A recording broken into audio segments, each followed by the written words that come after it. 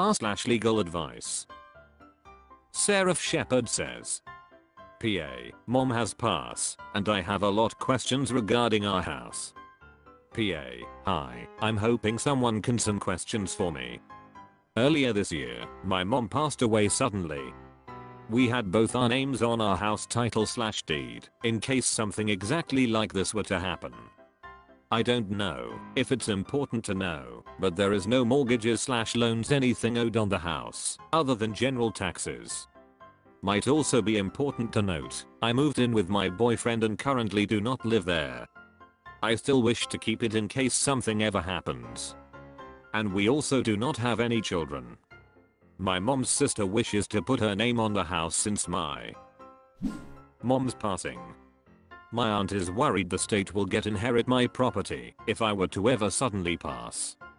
My boyfriend is just worried if we were to go through with this, if she can do anything with my house/property. By anything I mean, put a lien/loan against it, add additional names of ownership to the house, try to sell it, etc. I love my aunt to death. I don't think she would ever do something like that without my consent/knowledge, but I wanted to get all my bases covered. I'm pretty exhausted physically and mentally since my mum's passing.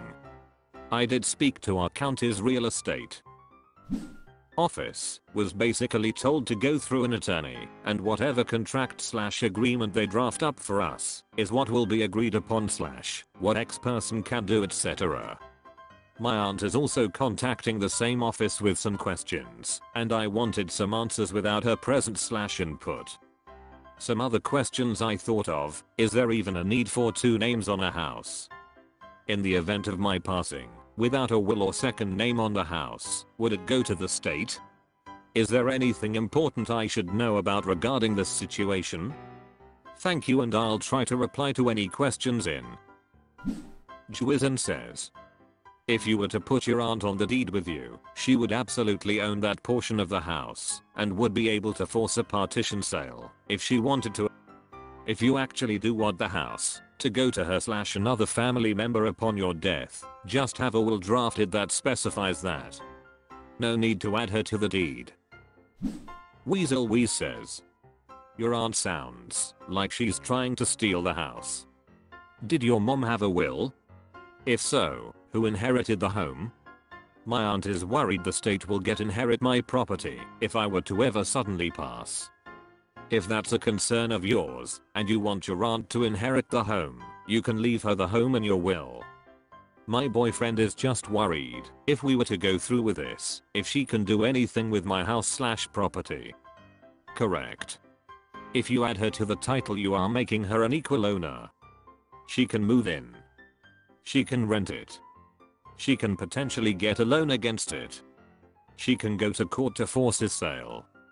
You are giving her that property immediately. I did speak to our county's real estate office, was basically told to go through an attorney and whatever contract/agreement they draft up for us is what will be agreed upon / what X person can do, etc. This isn't the county's job. They are correct to refer you to a lawyer. Is there even a need for 2 names on a house? No, a house can have a single name on the deed. It can even be owned by a business or trust. In the event of my passing, without a will or second name on the house, would it go to the state? I'm not sure, but this is easily avoidable by having a will.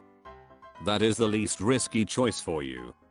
Is there anything important I should know about regarding this situation? It sounds like your aunt is trying to steal your house, or, at minimum, avoid potential estate taxes by being on the deed before you die. Doing so will complicate the inheritance or sale of your house, such as if you get married or have kids in the C1 Ord says, there are definitely concerns about making someone else an owner on your house, even if you trust that person a lot. I very highly recommend that you speak to an estate planning attorney about how you can make sure your house doesn't wind up in legal limbo. There are many different ways to do it, including ones that don't require you to put anyone else's name on the home. r/legal advice. Mitchell Castle says, A restaurant owner knows a bartender is entering a bigger tip than the customers are leaving on credit card receipts. A customer called to complain that she was charged a bigger tip than what she put on the receipt. So I went through all the bartender's receipts and found multiple slips that she inflated the tip. I told the owner and he did nothing. I'm not comfortable allowing her to steal from customers. I won't do it. What can I do? Beach Teen says. Report the fraud to the police. Thegent K1 says. Is the restaurant owner involved in this scheme? For him to not do anything about it. Old Chemistry 80-20 says. Who are you and what is your connection to the restaurant? Tofu Jerky says. Are you a manager? I used to work at a place where we had to sit down without manager and go through every receipt and ensure the tip was entered correctly. Took like 2 to 3 minutes every night, and the credit card purchases, total, and tip are all listed itemized on the big checkout slip. r/legal advice. Mxalina says. I own adjoining properties. Can I move the fence between them at will? Ohio. Title pretty much says it. I'd like to bump out my fence to accommodate a new patio. Ramak says. Most likely, but if you are ever thinking of selling one of the properties, you are going to give yourself a massive headache from having structures that cross the property line. r/legal advice. Shuolf_99 says.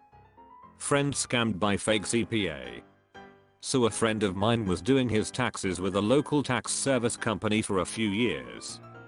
The company had been in business for a while and had a good reputation in the community. My friend ended up owing $6,000 on his taxes. Instead of paying the eyes directly, my friend paid the company, who said they would send the money for him. Shortly thereafter, the eyes came knocking, saying they never received the money.